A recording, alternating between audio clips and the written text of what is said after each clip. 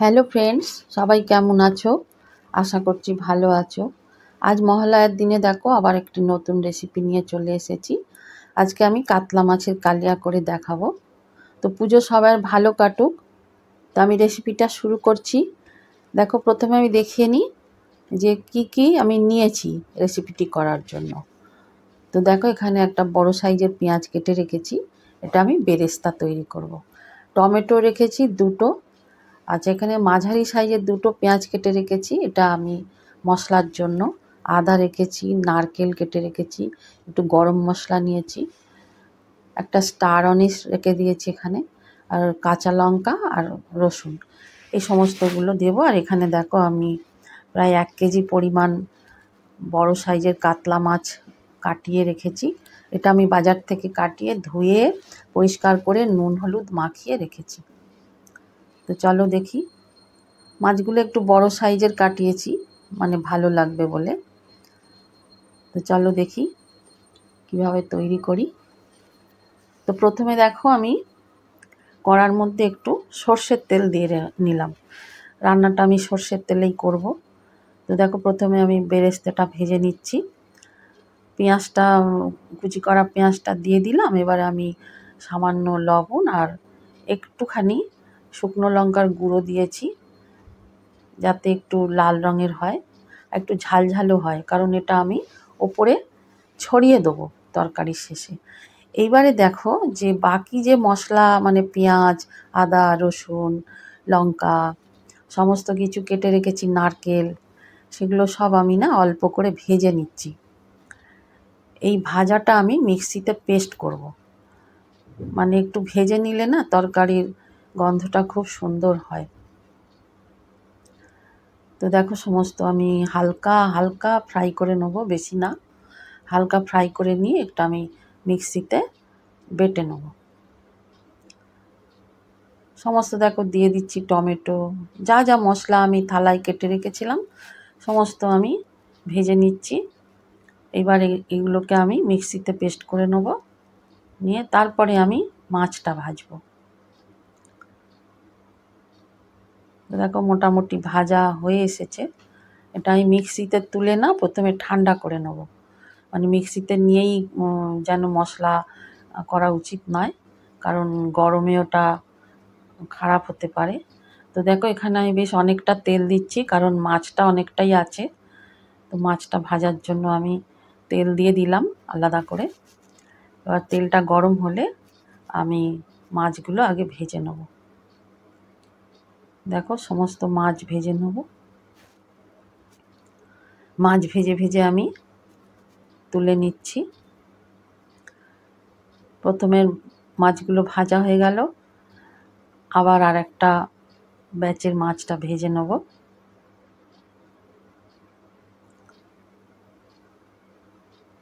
তো বন্ধুরা বলে নি, পুজো এসেছে, সবাই আনন্দ করে কাটাও। রেসিপি ভালো লাগলে চ্যানেলটি সাবস্ক্রাইব করে পাশে থাকবে, কমেন্ট করবে। তো দেখো মাছগুলো আমার ভাজা হয়ে এসেছে। এবার আমি প্রথমে সব আগে তুলে নিই, তারপরে দেখাচ্ছি। মশলা তো ওদিকে আমি রেডি করে নিয়েছি। সমস্ত মাছ তুলে নিচ্ছি, মাছ ভাজা হয়ে গেছে। এই তেলের মধ্যেই আমি ফোড়ন দিয়ে তরকারিটা করব। দেখো এখানে দারচিনি আর এলাচ আর তোমার লবঙ্গ, এগুলো একটু ফোড়ন দিয়ে দিলাম তরকারিতে একটা সুগন্ধের জন্য।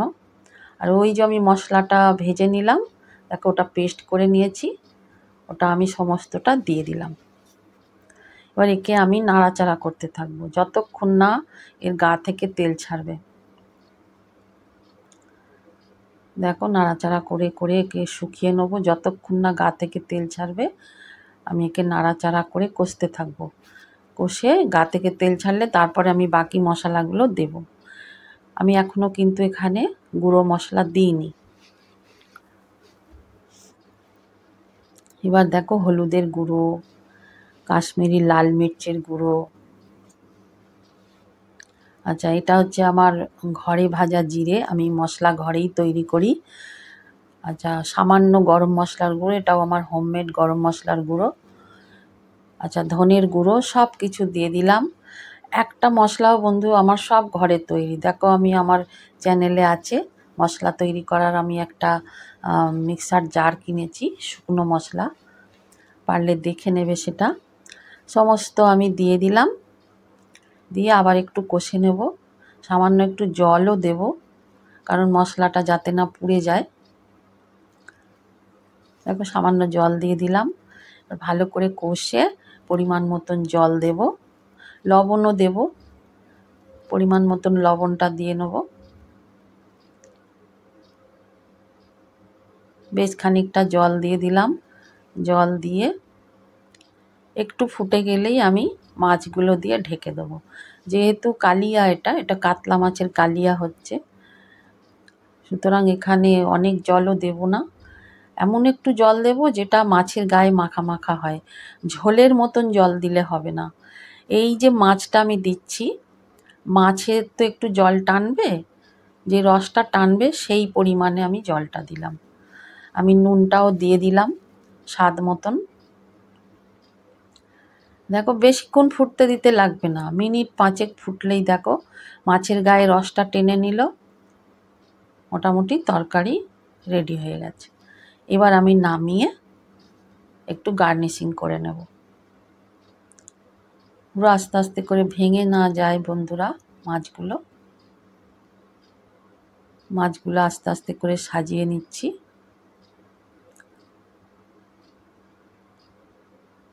তো বন্ধুরা, পুজো সবাই ভালো কাটাও, সবাই ভালো থাকবে। দেখো এবারে আমি এই গ্রেভিটা ঢেলে দেবো। মাছগুলো আমার সাজানো হয়ে গেল, গ্রেভিটা আমি সমস্ত ঢেলে দিলাম। গরম তো দেখো এখন অনেকটা ঝোল মনে হচ্ছে, ওটা আবার শুকিয়ে গেলে কমে যাবে।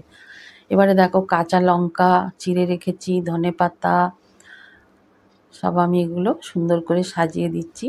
আর ওই যে পেঁয়াজটা বেরেস্তা করে রেখেছি, ওটা আমি ওপর থেকে দিয়ে দিলাম। এটা বেশ খেতে একটু মিষ্টি মিষ্টি লাগবে, ভালো লাগবে। আমি আবার একটু ভাজার সময় লঙ্কার গুঁড়ো দিয়ে দিয়েছি, ঝাল মিষ্টি দুরকমই লাগবে।